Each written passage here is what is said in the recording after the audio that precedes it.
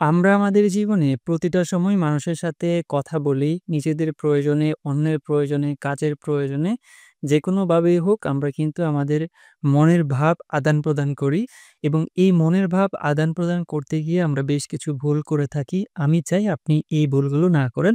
যাতে করে আপনি যার সাথে কথা বলতেছেন বা যার সাথে কমিউনিকেশন করতেছেন, তার সাথে যেন আপনার সুন্দর একটা সম্পর্ক থাকে সেই জিনিসটা এনশিওর করাও কিন্তু আপনার অনেক বেশি দায়িত্ব এবং এটাও কিন্তু আপনার সুন্দর চরিত্রকে ফুটিয়ে তোলার জন্য অনেক বেশি গুরুত্বপূর্ণ। তো ১ম পয়েন্টটা হচ্ছে আমরা যখন কারো সাথে কথা বলব, তার সাথে কথা বলার সময় আমরা যেন তাকে অপমান না করি। এটা হচ্ছে কাউকে অপমান না করে কথা বলা। এটা খুবই ইম্পোর্টেন্ট কমিউনিকেশন করার ক্ষেত্রে আপনি যখন কাউকে ইনসাল্ট করে বা অপমান করে কথা বলেন, সে কিন্তু ওই জিনিসটাকে নোটিস করে। হয়তো আপনাকে বলে না, সে হয়তো হাসিমুখে জিনিসটাকে মেনে নেয়। বাট সে কিন্তু মনে, মনে অনেক কষ্ট পায়। যখন কষ্ট পায় তখন আপনার প্রতি কিন্তু তার যে অথরিটি, অ্যাটেনশন বা আপনার প্রতি যে মায়া মমতা ওই জিনিসটা কিন্তু চলে যায়। যে ওর সাথে কথা বললেই তো ও আমাকে হচ্ছে ইনসাল্ট করে কথা বলে। এই জিনিসটা যখন আপনি করবেন তখন অন্য আরেকটা মানুষের কাছে আপনি কিন্তু ছোট হয়ে যাবেন।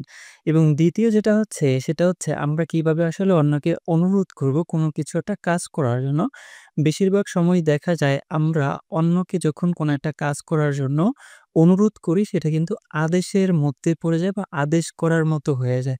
আমরা যদি কোনো একটা কাজ করতে চাই ফর এক্সাম্পল স্বরূপ কাউকে দিয়ে যদি আপনি একটা Facebook পেজ খোলাইতে চান তাহলে আপনি বলতেই পারেন না যে এইভাবে তুই বা তুমি আমাকে একটা Facebook পেজ খুলে দাও। এভাবে না আরো সুন্দর করে বলা যায় সেটা হচ্ছে, "আসসালামু আলাইকুম ভাইয়া বা আপু। আমি আসলে একজন নতুন। কিভাবে একটা সুন্দর করে পেজ খুলতে হয় আমি জানি না। কিন্তু আপনি যদি আমাকে একটা পেজ খুলে দেন তাহলে আমার অনেক বেশি উপকার হয় এবং আমি অনেক বেশি থ্যাঙ্কফুল থাকবো আপনার কাছে।"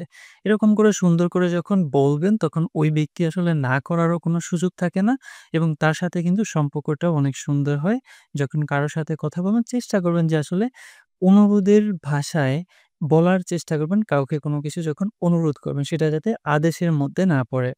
এবং ৩য় যে জিনিসটা সেটা হচ্ছে share and receive correct information. আপনি যখন কারো কাছ থেকে কোনো একটা তথ্য সংগ্রহ করতেছেন ওইটা যাতে সঠিক ইনফরমেশন হয় এবং আপনি যখন ওই ইনফরমেশনটা কারো কাছে শেয়ার করতেছেন সেটাও যাতে সঠিক হয়। আপনি যখন কারো কাছ থেকে কোনো কিছু শুনতেছেন তখন ওই জিনিসটা সঠিক কিনা সেটা জানার জন্য আপনি জাস্ট কয়েকটা প্রশ্ন তাকে করতে পারেন যে, "তুমি এই কথাটা কিভাবে জানলে বা কার কাছ থেকে শুনলে বা তুমি দেখছো কিনা?" এখন এই জিনিসটা সে যদি সুন্দর করে উত্তর দেয় তাহলে আপনি বুঝতে পারলেন যে এই ইনফরমেশনটা সঠিক বা আপনি যাচাই-বাছাই করবেন এবং সবচাইতে ইম্পোর্টেন্ট আপনি তার থেকে ভুল ইনফরমেশন নেন বা সঠিক ইনফরমেশন নেন। বাট আপনি সবসময় চেষ্টা করবেন ওই মানুষগুলাকে যাকে আপনি ইনফরমেশনটা দিতেছেন, আপনি শোনার পরে দিতেছেন তাকে যাতে সঠিক ইনফরমেশনটা দেন। আপনি যখন তাকে ভুল ইনফরমেশন দিবেন তখন আপনার প্রতি কিন্তু তার একটা খারাপ ধারণা চলে আসবে। হয়তো আপনার থেকে কথাটা শুনে সে কোনো কিছু করে ফেলছে। আপনি হয়তো বলছেন যে, "অনলাইনে অমুক একটা পেজ থেকে যদি তুমি একটা ড্রেস অর্ডার দাও, তাহলে তুমি সুন্দর একটা ড্রেস কিনতে পারবা বা কম দামে ড্রেস কিনতে পারবা।" বাট ওই যে পেজটা আছে ওই পেজটা হচ্ছে ফ্রড করে। সেই জিনিসটা হচ্ছে শেষ দেখায় একটা দেয় আরেকটা। বাট আপনি সুন্দর মতো যাচাই-বাছাই না করেই অন্য আরেকজনকে আপনি রেফার করে দিলেন।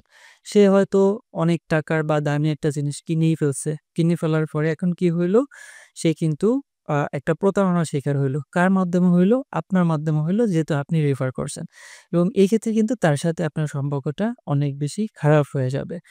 তো আমরা যখন ইনফরমেশন গ্রহণ করব, চেষ্টা করব সঠিক ইনফরমেশন গ্রহণ করার জন্য। আর সবচাইতে ইম্পোর্টেন্ট যে জিনিসটা সেটা হচ্ছে আমরা যখন ইনফরমেশন কারো কাছে যখন গ্রহণ করব তখন সঠিক ইনফরমেশন গ্রহণ করব এবং শেয়ার করার সময় আমরা সঠিক ইনফরমেশন অন্যের কাছে শেয়ার করার চেষ্টা করব।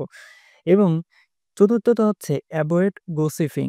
আমরা আসলে আ সেটা হচ্ছে পরনিন্দা থেকে দূরে থাকতে হবে। আমরা যখন দোকানপাট বা অন্য কোনো জায়গায় আড্ডার মহলে যখন কথা বলি বেশিরভাগ সময় কিন্তু আমরা এই জিনিসটা করি, অন্যের সম্পর্কে আমরা সমালোচনা করি।